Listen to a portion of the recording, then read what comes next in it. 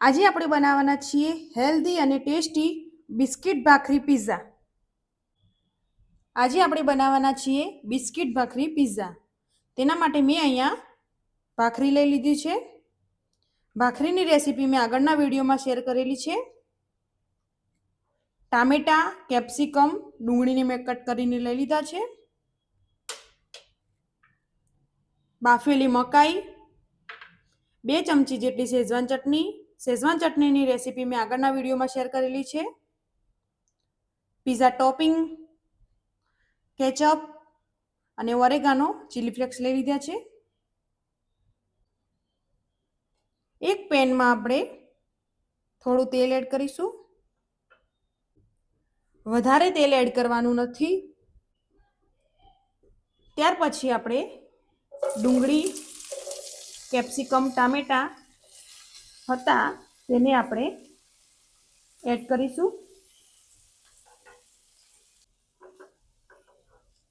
તેને આપણે મિક્સ કરી લઈશું.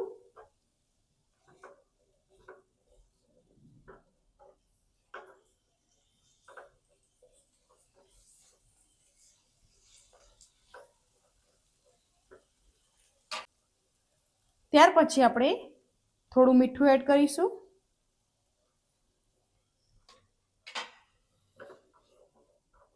મિક્સ કરી લઈશું.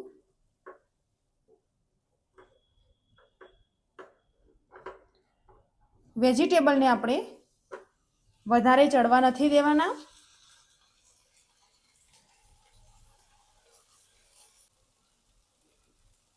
ત્યાર પછી મકાઈના દાણા એડ કરીશું.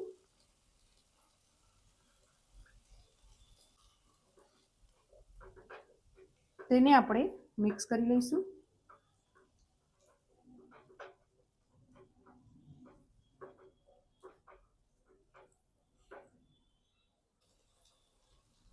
ત્યાર પછી આપણે 1 ચમચી શેઝવાન ચટણી એડ કરીશું.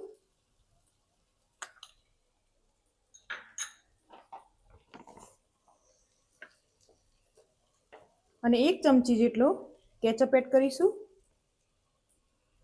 તેને આપણે મિક્સ કરી લઈશું.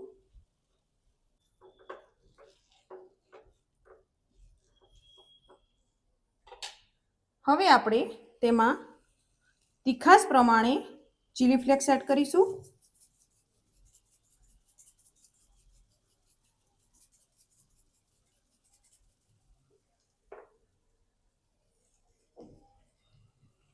અને ઓરેગાનો એડ કરીશું. અને ગેસને બંધ કરી દઈશું. તેને આપણે મિક્સ કરી લઈશું.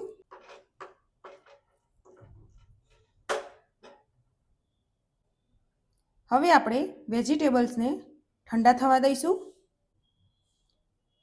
ત્યાર પછી આપણે ભાખરી પર લગાવવા માટે ટોપિંગ રેડી કરી લઈશું.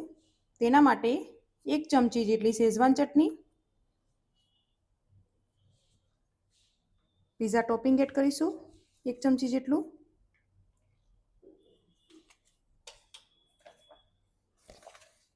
બે ચમચી જેટલું કેચઅપ એડ કરીશું.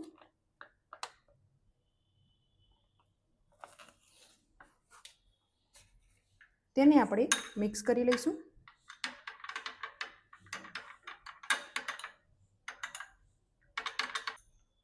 હવે આપણે ભાખરી લઈ લઈશું અને જે પિઝા માટે આપણે રેડી કરેલું હતું તે આ રીતે લગાવી લઈશું.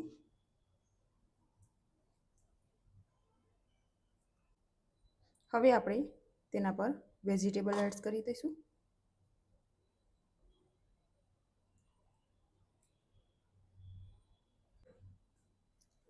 ત્યાર પછી આપણે ઉપરથી ચીઝ એડ કરીશું.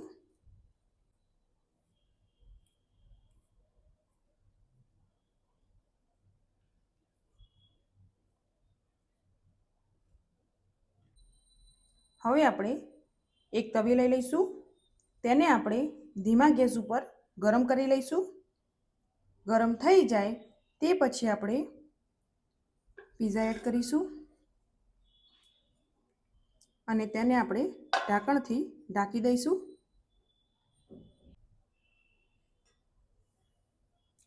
તમે જોઈ શકો છો આપણી ચીઝ મેલ્ટ થઈ ગઈ છે. હવે આપણી પિઝાને લઈ લઈએ.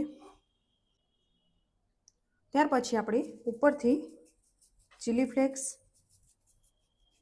અને ઓરેગાનો એડ કરીશું.